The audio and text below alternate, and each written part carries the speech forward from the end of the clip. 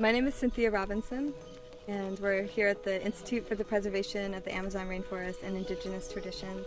We're in the middle of our Permaculture Center here and in the early stages of the project. As we walk around this land, you'll see this is a system that is in a beautiful cycling balance where there is no such thing as waste when you go in the middle of the forest. And so we're really working to create that model and how we can live our lives.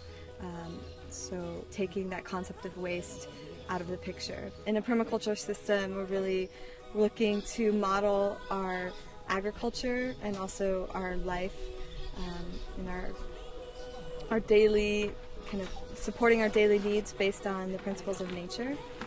And we're also working to manage a lot of the erosion, which happens from kind of the slash and burn techniques that are pretty popular here.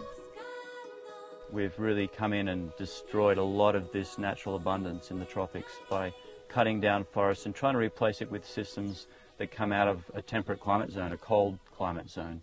So when we take down the forest, we take down all that energy and all that system of flow and abundance, and we replace it with degraded soil and a system that year by year gets weaker and weaker.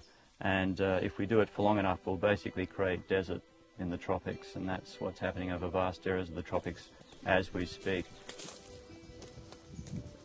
So permaculture is really a word that was coined in the late 70s, and it's made up of two words: permanent agriculture or permanent culture.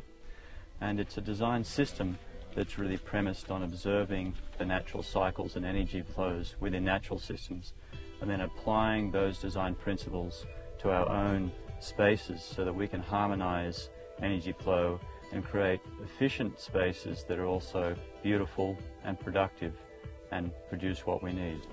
Start small and prove the models, and oftentimes we find that many small systems are more effective than one large system anyways.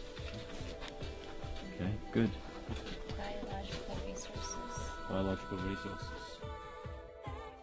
It's much bigger than I think even any of us can see on the surface, that the amount of potential that is in these jungles.